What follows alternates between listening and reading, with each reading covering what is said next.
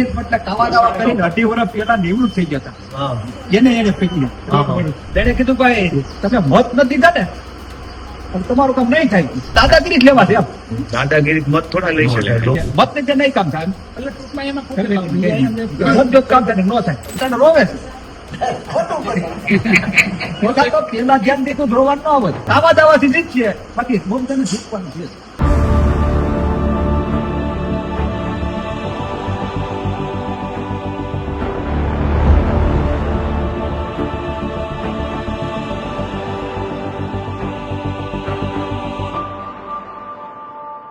એટલે કાવા દાવા કરીને 2.5 વર્ષ પહેલા નિવૃત્ત થઈ ગયા હતા.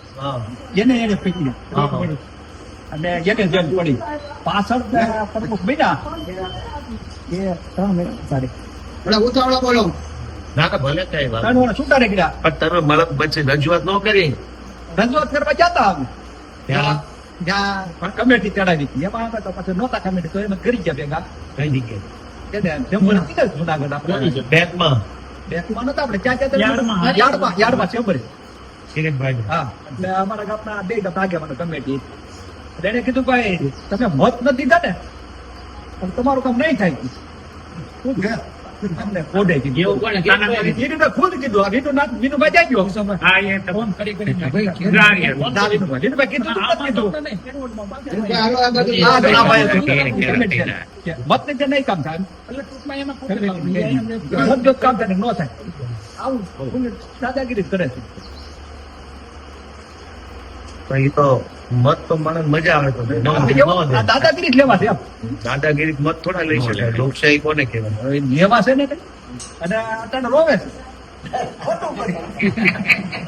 પેલા ધ્યાન દીધું ધોવાનું ન આવે, કામ કર્યું હોત તો એને કઈ આટો મારો પણ નો રહે. ગુજરાત માંથી 40 જણા ઉતર્યા છે દી છે.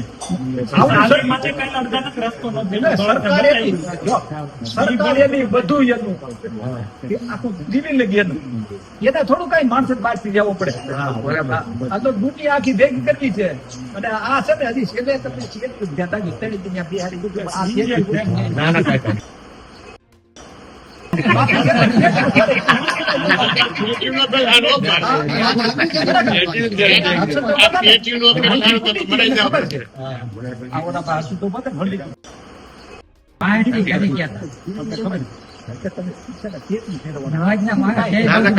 કાવા દાવાથી જીતશે, બાકી મમતાને જીતવાનું છે. જીતે કાવા દાવા મમતા જીતવાનું છે જ નહીં.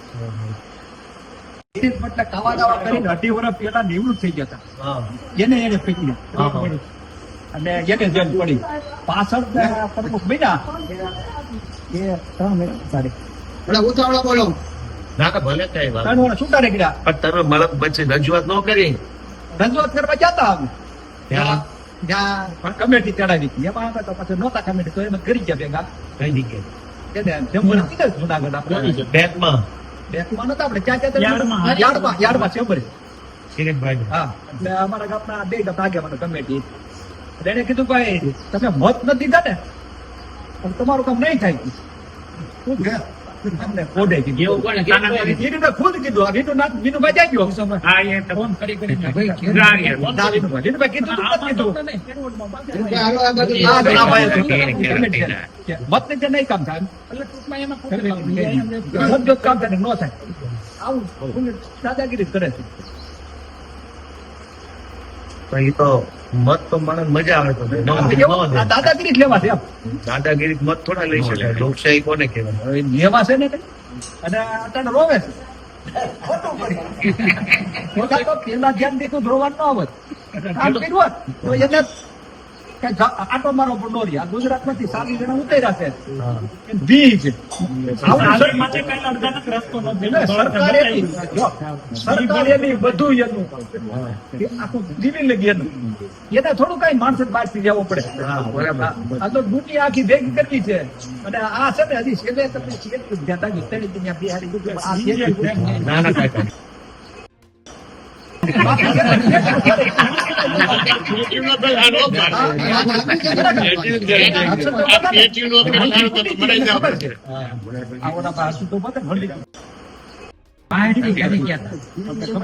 એટલે તમે છે ને કેટલી ફેરવવાના. નવાજના માણસ છે. ના, ના, કાંઈ વાંધો નહીં. કાવા દાવાથી જીતશે બાકી મમતાને જીતવાનું છે જીતે કાવા દાવા મમતા જીતવાનું છે જ નહીં.